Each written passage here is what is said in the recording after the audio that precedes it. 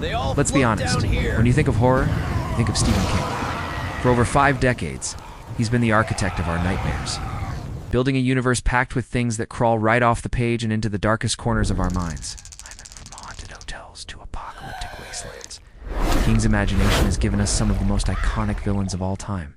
His work has led to countless movies and shows, but the real terror, the stuff that truly gets under your skin, is right there in the original books, where your own imagination has to do the heavy lifting. While a lot of his scariest villains are all too human, today we're focusing on the things that aren't. We're taking a trip into the deepest, darkest parts of King's mind, from the sewers of Derry to the empty highways of the Stand. To count down his 10 most terrifying supernatural monsters. These aren't just things that go bump in the night. They are ancient, powerful evils that mess with the very fabric of reality. If we start the countdown, if you're a fan of all things horror, hit that subscribe button and give this video a like. It really helps us out and lets us keep exploring these terrifying worlds. Okay, you might want to lock the doors for this one. Let's find out which of King's creations is the ultimate nightmare. Section 10. Christine. Kicking off our list at number 10 is a monster that proves evil doesn't need a heartbeat to be deadly. From the 1983 novel of the same name, meet Christine, a 1958 Plymouth Fury. On the outside, she's a beautiful classic car, a piece of old-school Americana. But under that cherry red and ivory white paint job is a spirit that's jealous, possessive, and absolutely murderous. The story follows Arnie Cunningham, your classic high school nerd bullied, awkward, and totally unpopular. His life changes forever when he finds Christine, a rusted-out wreck, sitting on someone's lawn. Even though the car is a piece of junk and his best friend Dennis warns him against it, Arnie feels this instant weird connection. He buys the car and his obsession takes over. As Arnie lovingly restores the Fury, the car starts to restore him. His acne clears up, he stops wearing his nerdy glasses, and he develops this new, aggressive confidence that lets him stand up to his bullies and even get a date with the most popular girl in school. But this glow-up has a horrifying price. Christine isn't just a car. It's possessed by a dark force, likely the vengeful spirit of its last owner, Roland LeBay. The car is alive, and it is psychotically obsessed with Arnie. Anyone who insults Arnie, threatens him, or even looks like they might get between him and his car, becomes a target. Christine can also repair herself, which makes her a truly relentless killer. Dents pop out, shattered windows reform, and bloodstains just vanish. One by one, the kids who messed with her are hunted down in a series of gruesome accidents. The car becomes an extension of Arnie's own rage, a four-wheeled angel of death. The real horror of Christine is how it explores toxic love and obsession. It's a terrifying love triangle between a boy, a girl, and a haunted car. King taps into that fear of losing someone you care about to a destructive passion, watching them become someone you don't even recognize. Christine isn't just a killer car. She's a chilling metaphor for how devotion can twist into something monstrous, proving that hell hath no fury like a Plymouth scorned. Section 9. The Boogeyman. At number 9, we have a fear so basic, so wired into all of us, that its name is basically a synonym for terror. We're talking about the Boogeyman, from the short story of the same name in the 1978 collection, Night Shift. This isn't just any monster. It's the monster. The one hiding in the shadows of your bedroom, the thing we were all afraid of when the lights went out. King just takes that fear and makes it terrifyingly real. The story is simple. It all takes place in a psychiatrist's office, where a man named Lester Billings has come to confess something awful. He tells the doctor about the mysterious deaths of his 3 young children. One by one, each of them died in their beds after crying out, "Boogeyman."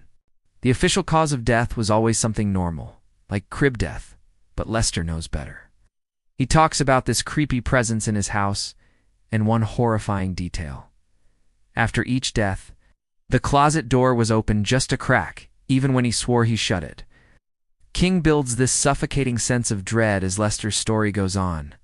You feel trapped in that office with him, forced to hear this tale of escalating horror. Lester describes hearing a slithering sound or catching a glimpse of something that wasn't quite human. He's a man torn apart by guilt and terror, because he feels responsible not because he hurt his kids, but because he was too scared to protect them. In a moment of pure cowardice, He admits he sacrificed his last child to the monster just to save himself. What makes the Boogeyman so scary is that for most of the story, you're not sure if it's real. Is it an actual creature, or is Lester just a broken man who invented a monster to blame for his own failings? The horror plays on the very real fear of being a parent and not being able to protect your children. The closet, a fixture in every home, becomes a doorway to hell. But King saves the worst for last. Just as Lester is leaving, he realizes the office is empty. He goes back to the psychiatrist's room and sees the closet door creaking open. The Boogeyman emerges, shedding its disguise as the doctor, and makes it clear who its next victim is. The monster was real the whole time, and its deadliest trick is hiding in plain sight, wearing a human face until it's too late. Section 8. Kurt Barlow. Coming in at number 8 is a creature who takes a classic movie monster and gives it the Stephen King treatment of small-town dread. From the 1975 novel Salem's Lot, we have the master vampire himself, Kurt Barlow. Forget the charming romantic vampires you've seen in movies. Barlow is an ancient, hungry evil that descends on the quiet town of Jerusalem's Lot, Maine, to turn it into his own personal, all-you-can-eat buffet. Barlow is ancient, claiming to be older than Christianity. He doesn't make a grand entrance. He gets shipped into town in a crate and delivered to the creepy old Marston house, a place that already has its own dark history. He's a Type 1 vampire in King's universe, meaning he's smart, sneaky, and can hibernate for centuries. For most of the book, he works through his human assistant, the deeply unsettling Richard Straker. Barlow remains a shadow, a boogeyman whose presence is felt as a creeping plague of vampirism begins to swallow the town whole. King's vampires are monsters. They have pale skin, glowing eyes, and fangs like razors. But the real terror is how they corrupt the town from the inside out. Barlow's evil spreads like a virus. He starts by turning a young boy, who then rises from his grave and goes to his friends and family, turning them too. The horror of Salem's Lot is watching a familiar, idyllic town slowly rot. It's the school bus driver, the mailman. The friendly faces you see every day, suddenly scratching at your window in the middle of the night, begging you to let them in so they can drain you dry. Barlow doesn't just kill you, he makes you a monster too. Barlow himself is the heart of this rot. When he finally shows up, he is a figure of pure power and disgust for humanity.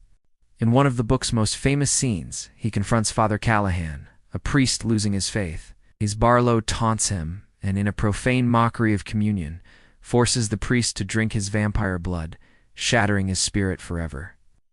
This is Barlow's true power, not just physical strength, but spiritual destruction. He is the terrifying idea that evil can be so strong and so ancient that it can just snuff out faith and hope, leaving nothing behind but a ghost town full of monsters. Section 7. The True Knot. At number 7, we've got a threat that isn't a single monster, but a whole roving nightmare. Meet the True Knot, the villains of the 2013 novel Dr. Sleep, the sequel to The Shining. These aren't your typical vampires. They don't drink blood. Instead, these near-immortal predators feed on what they call steam, the psychic energy released when people with the Shining die in agony, led by the beautiful and vicious Rose the Hat. The True Knot is a tribe of monsters hiding in plain sight. They travel America's highways in a fleet of RVs, looking like a bunch of harmless, aging hippies on a permanent vacation. That normal-looking disguise is what makes them so creepy. They could be the friendly couple parked next to you at a campground, while secretly they're hunting for their next meal. And their preferred meal is children. They specifically hunt kids with the Shining, because their steam is the purest and most powerful. They are essentially soul-sucking child murderers, a concept that is just fundamentally horrifying. The way they feed is one of the most brutal things King has ever written. The True Knot don't just kill their victims. They torture them. Imagine a vampire literally draining your soul, and there's no way to escape. As Rose the Hat explains, pain purifies the steam. So does fear.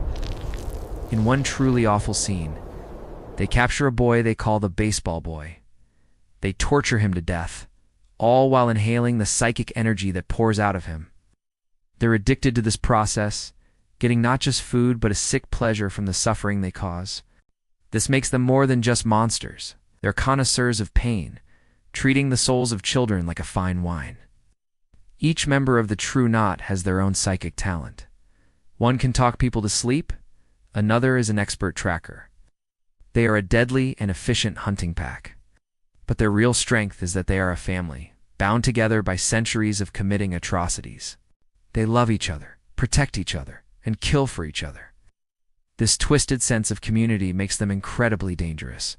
They aren't just a monster. They're a cult with a singular, horrifying purpose, hiding right under our noses. Section 6. Tak. Our sixth entry is a being of pure chaos, an entity so ancient and alien it's hard to even describe. This is Tak, the main villain from two Twinner novels, Desperation and its companion book, written as Richard Bachman, The Regulators.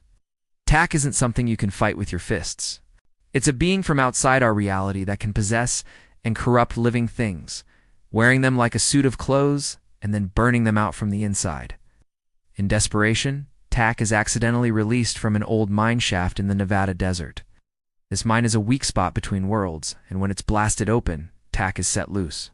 It can't survive in our air for long, so it needs a host, hopping from body to body, from animals to people.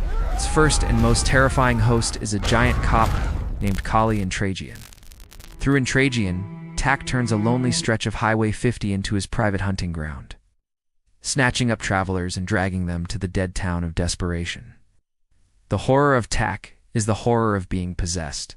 The victims are still in there, trapped in their own heads, forced to watch as Tak uses their bodies to commit horrible acts of violence. The entity itself is cruel and childish, speaking in a guttural alien language and using the simple, chilling command, Tak. It can also warp the world around it, turning the desert landscape into its own personal kingdom, controlling the spiders, coyotes, and vultures to act as its spies. In The Regulators, Tak shows up in a quiet Ohio suburb, this time possessing an autistic boy named Seth, using the boy's powerful imagination and his love for old westerns and cartoons. Tak transforms the neighborhood into a surreal war zone. Cartoon vans patrol the street, firing real lasers, and characters from the boy's mind come to life to terrorize the residents. It's a horrifying display of Tak's reality-bending power. Tak is the ultimate parasite, a being that gets inside your body, twists your world into a nightmare, and uses you to hurt the people you love. It's a cosmic cancer that exists only to corrupt and destroy. Section 5. The Wendigo at number 5 is a creature pulled from ancient folklore, a spirit of the deep woods that represents one of our oldest and darkest taboos. From the relentlessly bleak novel Pet Sematary, we have the Wendigo. While the reanimated bodies of Little Gage Creed and the family cat are the things that will stick in your mind, the Wendigo is the true source of the evil. It's an immense, ancient spirit that haunts the forests of Maine, and its very presence makes the ground go sour. The Wendigo is never clearly seen in the book, which makes it even scarier. It's described as a huge thing with yellow eyes and horns, smelling of death. But its true form is probably something a human mind can't handle. You feel its presence more than you see it, the unnatural cracking of tree branches, too loud for any normal animal, followed by a high, shrieking, crazy laugh that echoes through the woods. It's the sound of pure evil that feeds on grief and pain. According to the legends in the book, the Wendigo is tied to winter, starvation, and, most horribly, cannibalism, possessing people and cursing them with a hunger for human flesh. In Pet Sematary, its main influence is on the land itself. The Wendigo's power has corrupted the ancient Micmac burial ground that Louis Creed discovers. This corruption is what gives the ground its power. Anything buried there doesn't come back to life, comes back wrong. The thing that reanimates the body isn't the person's soul, it's but a cruel, demonic echo filled with the Wendigo's malice. The resurrected remember everything, and they use those memories to psychologically torture the people who love them most. The true horror of the Wendigo is how it weaponizes grief. It's a psychic predator that is drawn to sorrow. It whispers promises to the heartbroken, tempting them to use the burial ground. The book implies the Wendigo's influence is what guides events, setting tragedies in motion just so it can offer its own twisted solution. It's the force that pushes Louis Creed to bury his son Gage, even when a part of him knows it will lead to damnation. The Wendigo represents the terrifying idea that our deepest love and grief can be turned against us by an ancient evil that is just waiting for us to break. Section 4. Rose the Hat.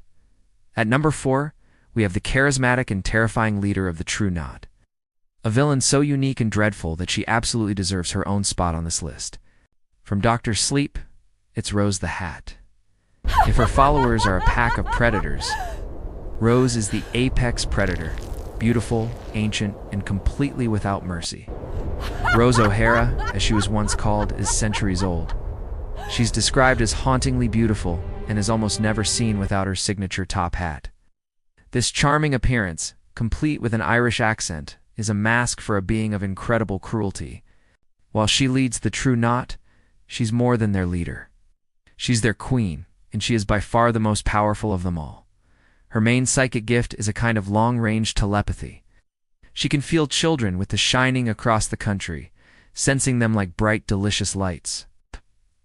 What makes Rose so much scarier than the rest of the Knot is her personality. She isn't just a monster hunting for food. She is a sadist who loves her work. She is arrogant, brilliant, and she takes a very personal interest in her prey. Her obsession with Abra Stone, a young girl with a shine more powerful than anything she's ever seen, drives the entire story. Rose sees Abra not just as a meal, but as the ultimate prize, a source of steam that could keep her family fed for generations. This turns their conflict into an epic psychic war of wills. Rose's powers are incredible. She's a master of astral projection, able to send her mind across the country to invade people's thoughts. In her mental battles with Abra, she is a terrifyingly invasive force, a monster that can get inside your head from 1,000 miles away. But her greatest weapon is her cruelty. She doesn't just want to eat Abra, she wants to break her first. She loves taunting her, showing her horrible visions, and making her feel the terror of being hunted. Rose the Hat represents a very modern kind of evil, the predator as a narcissist. She is completely convinced of her own superiority and sees everyone else as a resource. She's a terrifying update to the vampire myth one, who feeds on the soul, not the blood, and does it with a smile. Section 3. The Leatherheads. Our top 3 begins with something that goes beyond typical monsters and into the realm of cosmic Lovecraftian horror. At number 3, from the massive 2009 novel Under the Dome, we have the creators of the dome itself, beings the characters nicknamed the Leatherheads. These aren't monsters with fangs or claws. They're something far more disturbing. Indifferent, godlike aliens who see all of humanity as little more than a cheap ant farm. For most of Under the Dome, the source of the invisible, indestructible barrier that seals off the town of Chester's Mill is a total mystery. The real horror is what the people do to each other underneath its society collapses. A petty tyrant takes over, and everyone becomes desperate. But near the end, the heroes find the alien device powering the dome. When they touch it, they get a vision of their captors. The vision reveals the horrifying truth. The Leatherheads aren't evil conquerors. They're children. They are juvenile aliens who put the dome over the town for fun, the same way a human kid might trap ants under a magnifying glass just to watch what happens. All the suffering, the death, the despair, was all just a show for a bunch of bored cosmic teenagers. This reveal is a punch to the gut of existential dread. The evil torturing Chester's Mill wasn't malice. It was just casual, thoughtless cruelty. The Leatherheads are so far beyond us that our lives are completely meaningless to them. That's what makes them so terrifying. How do you fight a monster that doesn't even see you as a life form? You can't reason with them, you can't fight them, and you can't appeal to a morality they don't have. The horror of the Leatherheads is the horror of being insignificant. It's the chilling idea that we might just be a blip in a vast, uncaring universe, and a more powerful being could wipe us out without even thinking about it. One of the characters manages to appeal to a single Leatherhead's budding sense of empathy and get the dome lifted. But the terror remains. It's the fear not that the universe hates us, but that it doesn't even know we're here. Section 2. Randall Flagg. At the runner-up spot, we have what is arguably the most important villain in the entire Stephen King multiverse. He's a sorcerer, a demon, and an agent of pure chaos. He goes by many names: Walter O'Deem, the Man in Black, the Walking Dude Butt. He's most famously known as Randall Flagg. Flagg isn't just a monster in one book. He's a recurring nightmare, an embodiment of charismatic evil, who shows up in at least 9 King novels, including The Stand, The Eyes of the Dragon, and the Dark Tower series. His most famous appearance is in the 1978 epic, The Stand. After a plague wipes out 99% of the world's population, Flagg walks out of the chaos. He's the Dark Man, a smiling figure in a denim jacket who gathers the worst of what's left of humanity to his side in Las Vegas. He calls to the violent, the broken, and the power-hungry, promising them a new world built on fear. Flagg is a master manipulator who inspires fanatical loyalty. As Las Vegas is a police state where anyone who steps out of line is crucified. He can levitate, see the future, and summon demons, all with a grin on his face. Across all his appearances, Flagg's goal is always the same: to tear down civilization and create chaos. In The Eyes of the Dragon, he's a royal wizard trying to plunge a kingdom into a dark age. In the Dark Tower series, we learn he's a cosmic threat. It's an ageless sorcerer working for the ultimate evil, the Crimson King, to tear down the tower that holds all realities together. What makes Flagg so terrifying is how much fun he has. He's not some brooding, tragic villain. He loves what he does, finds human suffering hilarious, and delights in corrupting people. King himself said he wanted Flagg to be a gigantic evil, who is also a pretty funny guy. This mix of down-to-earth charm and absolute evil is what makes him so unsettling. He can feel like your best friend right up until the moment he has you nailed to a cross for looking at him funny.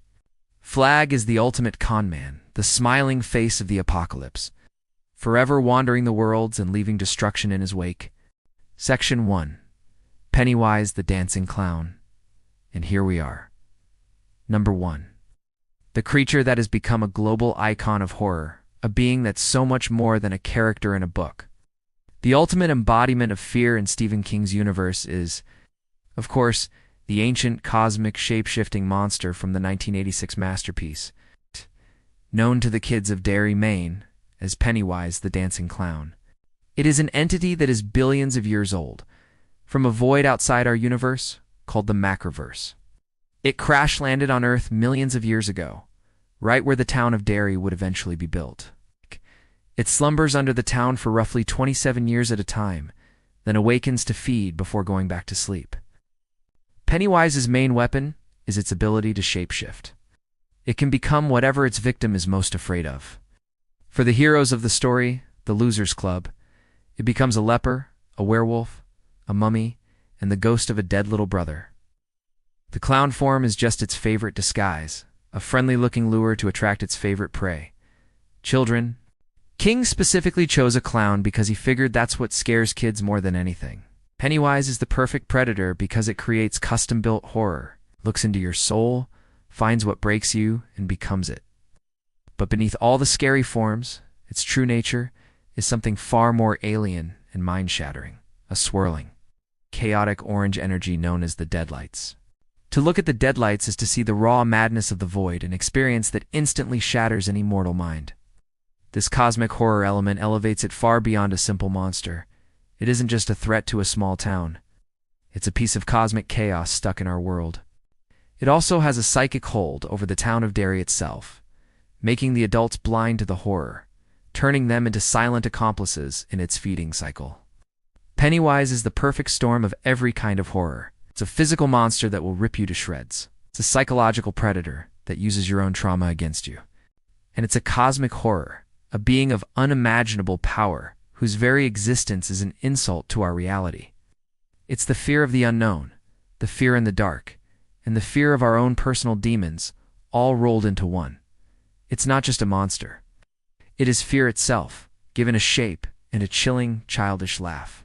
For being the personification of terror on every possible level, Pennywise the Dancing Clown is Stephen King's most terrifying creation. So that's our list. From a possessed car to a fear-eating space clown, Stephen King's monsters are proof that he is the master of tapping into what scares us most. Each one is a different shade of terror, a unique look at the things that keep us up at night, and it's why he'll always be the king of horror. What do you think? Did we miss the one that gives you nightmares? Let us know in the comments below. If you had fun on this trip into terror, don't forget to like, subscribe, and hit that notification bell for more deep dives into the world of horror. Thanks for watching.